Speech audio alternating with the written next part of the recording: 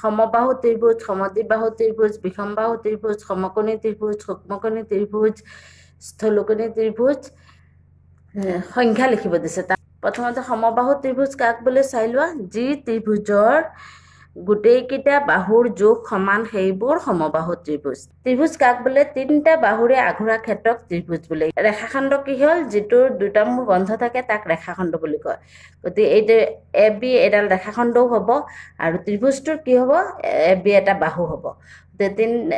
তিনিটা ৰেখাখণ্ডৰে আঘোৰা ক্ষেত্ৰক বুলি ক'লে হ'ব, বা তিনিডাল বাহুৰে আঘোৰা ক্ষেত্ৰক ত্ৰিভুজ বোলে। ত্ৰিভুজৰ তিনিটা বাহু থাকে, এই তিনিটা বাহু যদি সমান হয় তাক সমবাহু ত্ৰিভুজ বুলি কোৱা হ'ব। সমদ্বিবাহু ত্ৰিভুজ, সমদ্বিবাহু ত্ৰিভুজ হ'ব দুটা বাহু সমান হ'লে।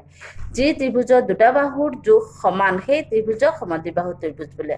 ত্ৰিভুজৰ তিনিটা বাহু থাকে, তাৰ ভিতৰত দুটা বাহু যদি সমান হয় তাক কি কোৱা হ'ব, সমদ্বিবাহু ত্ৰিভুজ। বিষমবাহু ত্ৰিভুজ কি হ'ব, তিনিটা বাহু বেলেগ বেলেগ হ'ব। বিষমবাহু ত্ৰিভুজত প্ৰথমতে সমবাহুত তিনিটা সমান, সমদ্বিত দুটা সমান, আৰু বিষমত তিনিটা বেলেগ বেলেগ। বিষমবাহু ত্ৰিভুজত তিনিটা বাহু বেলেগ বেলেগ হ'ব। তাক যি ত্ৰিভুজত গোটেইকেইটা বাহুৰ জোখেই বেলেগ বেলেগ হয় সেই ত্ৰিভুজক বিষমবাহু ত্ৰিভুজ বোলে। ঠিক সমকোণী ত্ৰিভুজ কাক কোৱা হয়, যি ত্ৰিভুজৰ এটা কোণ সমকোণ অৰ্থাৎ 90 ডিগ্ৰী তাক সমকোণী ত্ৰিভুজ বোলে। তাৰমানে এ বি চি ত্ৰিভুজৰ এই কোণটো আমি মাপ ল'লে কিমান পাম, 90 ডিগ্ৰী। এটা কোণ 90 ডিগ্ৰী হ'লে তাক কি কোৱা হয়, সমকোণী ত্ৰিভুজত। যেনেকৈ বাহু তিনিডাল থাকে, কোণো কেইটা হ'ব, তিনিটা হ'ব। তেতিয়া সমকোণী ত্ৰিভুজত এটা কোণ 90 ডিগ্ৰী হ'লে সেইটো সমকোণী ত্ৰিভুজ হ'ব। সূক্ষ্মকোণী হ'ল গোটেইকেইটা 90 ডিগ্ৰীতকৈ সৰু। যি ত্ৰিভুজৰ তিনিটা কোণৰ জোখেই সমকোণতকৈ সৰু, অৰ্থাৎ প্ৰত্যেকটোৱেই 90 ডিগ্ৰীতকৈ সৰু, তেনে ত্ৰিভুজক সূক্ষ্মকোণী ত্ৰিভুজ বোলে।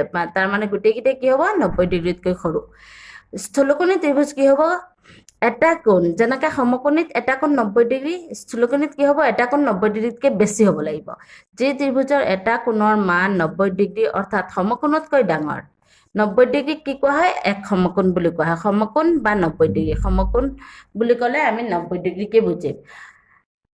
সমকোণতকৈ ডাঙৰ তেনে ত্ৰিভুজক স্থূলকোণী ত্ৰিভুজ বোলে। এনে ত্ৰিভুজৰ বাকী দুটা কোণ সূক্ষ্মকোণ হয়।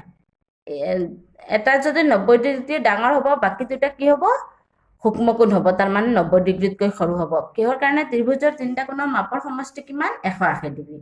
আমি ত্ৰিভুজৰ এই তিনিটা কোণ যোগ কৰোঁ যদি 180 ডিগ্ৰী হ'ব লাগিব। এইটো এটা কোণ, এইটো এটা কোণ, এইটো এটা কোণ, এই তিনিটা আমি যোগ কৰিলে কিমান হ'ব লাগিব, 180 ডিগ্ৰী।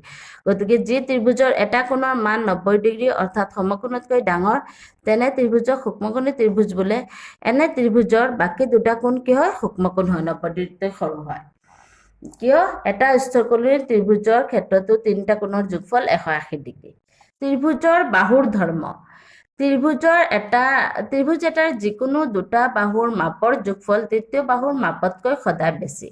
তাৰমানে ত্ৰিভুজৰ তিনিটা বাহু থাকে নহয়, তাৰ দুটা বাহুৰ মাপৰ যোগফল যিকোনো দুটা যদি আমি যোগ কৰোঁ কি হ'ব, তৃতীয় বাহুৰ মাপতকৈ বেছি হ'ব লাগিব।